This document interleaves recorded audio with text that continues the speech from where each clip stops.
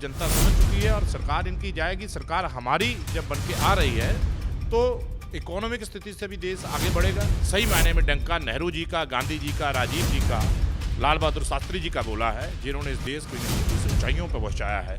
लाखों लोग नागरिकता छोड़ चुके हैं। अब क्यों छोड़ रहे हैं? क्योंकि यहाँ रोजगार नहीं है। हमारे साथ पीलीभीत कांग्रेस के अध्यक्ष हरप्रीत पाल सिंह चंपा जी हैं।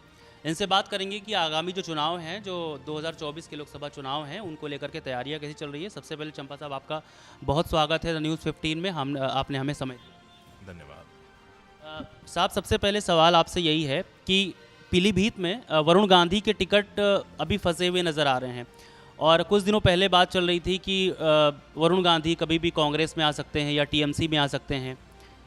आपसे भी सवाल यही है कि अगर वरुण गांधी, मान के चलिए, भारतीय जनता पार्टी छोड़ करके दूसरे पक्ष में, विपक्षी पक्ष में आने की कोशिश करते हैं, तो क्या पीलीभीत सीट कांग्रेस या समाजवादी पार्टी छोड़ेगी उनके लिए? ये इसका जवाब तो तभी बनता है जब सवाल खड़ा हो। अभी सवाल ही नहीं है, अभी तो भविष्य में है। और जब तक सवाल ही नहीं बन रहा, वो छोड़ नहीं रहे, जहाँ उन्हें टिकट नहीं मिल रहा, तो इस पर का जवाब देना अभी उचित नहीं है। जब ये ऐसी परिस्थितियाँ बनेंगी तो सोचा जाएगा। हमने यहाँ पर लोगों से बात की, कुछ नेताओं से बात की, भारतीय जनता पार्टी के नेताओं से बात की। उनका कहना है कि ये जो सीट है, पीलीभीत सीट है, ये पिछले लंबे वक्त से भाजपाइयों का गढ़ रहा है।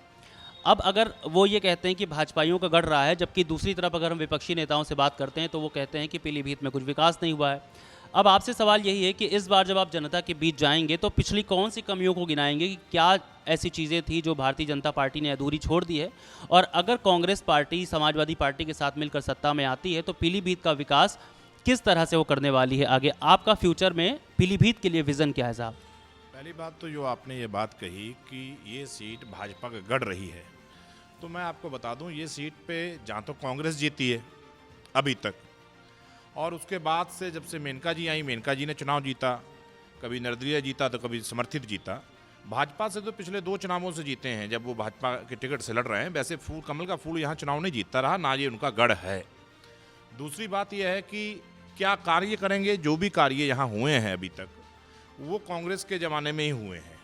उसके बाद तो कोई कार्य ये यहाँ कर नहीं पाए। ना तो कोई गन्ने की मिल लगा पाए यहाँ, ना कोई मंडी बना पाए, ना रोज़गार देने के लिए कोई फैक्ट्रियाँ लगा पाए। तो इनके पास सिर्फ एक ही विचारधारा है कि भाई को भाई से लड़ाइए और चुनाव में राम के नाम पे वोट मांगिए। बाकी विकास का एजेंडा तो इनका है नहीं। जब ये चुनाव में होते हैं तो विकास की बात करते हैं कि विकास के एजेंडे की, और जब ये जीत जाते हैं तो अपने एजेंडे की बात करते हैं कि हमारा धंधा कैसे चले, कैसे लोगों को डरा के ईडी के रास्ते उनसे पैसा निकाला जाए, कैसे चंदा वसूला जाए, कैसे भारतीय जनता पार्टी कार्यालय बनाए जाएं, किस तरह से देश का माहौल बिगाड़ के और नौजवानों को बेरोजगार रख के ये जो कार्य कर रहे हैं, वो अब जनता समझ चुकी है और सरकार इनकी जाएगी। सरकार हमारी जब बन के आ रही है तो इकोनॉमिक स्थिति से भी देश आगे बढ़ेगा। सरहदें भी मजबूत होंगी। जो आज चाइना हमारे देश के अंदर घुस आया है, उसकी सरहदें मजबूत करने का काम भी कांग्रेस पार्टी की सरकारें करती रही हैं। आपने देखा है कि जब कांग्रेस पार्टी की सरकार थी तो इंदिरा जी जब थी तो उन्होंने 2 जंगें पाकिस्तान के साथ हमारी हुई। लाल बहादुर शास्त्री जी प्रधानमंत्री थे तो विश्व पे एक नया नक्शा बन गया, एक नया देश बन गया, बांग्लादेश। तो ये आज की तारीख में जो ढोल पीटा जा रहा है कि बहुत महान प्रधानमंत्री हैं और डंका बोल रहा है, मीडिया ऐसा बोलता है, लेकिन इससे पहले जो प्रधानमंत्री रहे हैं, सही मायने में डंका नेहरू जी का, गांधी जी का, राजीव जी का, लाल बहादुर शास्त्री जी का बोला है, जिन्होंने इस देश को इस ऊंचाइयों पर पहुँचाया है। और इसी ऊंचाइयों पर दोबारा कांग्रेस फिर इस देश को लेके जाएगी।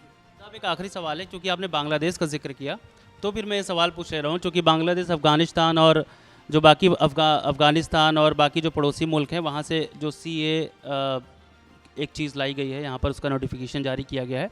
तो कहा जा रहा है कि वहाँ से जो अल्पसंख्यक हैं, यानी हिंदू, पारसी, सिख, बौद्ध, ये जो कम्युनिटी है, ये आएंगे तो इनको भारत में शरण दी जाएगी, जबकि उसमें मुस्लिमों को नहीं रखा गया है। उनका कहने का तर्क ये है क्योंकि वहाँ पर जो अल्पसंख्यक है उनके साथ ज़्यादती होती है। हालांकि विपक्षी इस बात से इनकार कर रहे हैं। उनका कहना है कि ये दरअसल तुष्टीकरण की राजनीति। तो आपको भी लगता है साहब, जो CAA है वो दरअसल तुष्टीकरण के लिए हिंदुस्तान में लाया जा रहा है? देखिए, CAA जो ज़रूरत, जैसे कानून क्या कब बनाया जाता है? जब कानून की मांग होती है।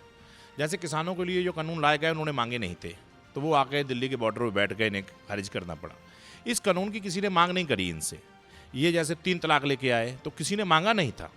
ऐसा नहीं लोग धरने दे रहे हैं कि हमें ये कानून चाहिए। इसी तरह से सीए लेके आए, तो इनका ये खाई पैदा करना चाहते हैं, जबकि इन्हें ये देखना चाहिए कि भारत देश में कितने लोगों ने नागरिकता छोड़ी है। लाखों लोग नागरिकता छोड़ चुके हैं। और क्यों छोड़ रहे हैं? क्योंकि यहाँ रोजगार नहीं है। कनाडा, अमेरिका, फ्रांस, जर्मन में जाके बस रहे हैं कि आप रोजगार नहीं दे पा रहे हैं, और आप दूसरे लोगों को यहाँ बसाने की बात जो कर रहे हैं, क्या उनके लिए आपके पास रोजगार है? तो इसलिए इस प्रश्न पे ज़्यादा बहस होनी चाहिए कि हमारे नागरिकता छोड़ क्यों रहे हैं। तमाम सवालों पर चंपा साहब ने भी जवाब दिया, और इनका कहना है कि देशव्यापी मुद्दों पर भी बात की कि जो पहले जो चीज़ें थी नेहरू के ज़माने में, इंदिरा गांधी के ज़माने में, एक बार फिर से वैसे ही देश बनाएंगे। अब ये तो भविष्य के गर्भ में है कि देश कैसा बनता है और कौन सी पार्टी चुन करके फिर से सत्ता में आती है। फिलहाल उम्मीद है कि जो भी होगा वो बेहतर होगा। पीलीभीत से रविशंकर के साथ गौरव।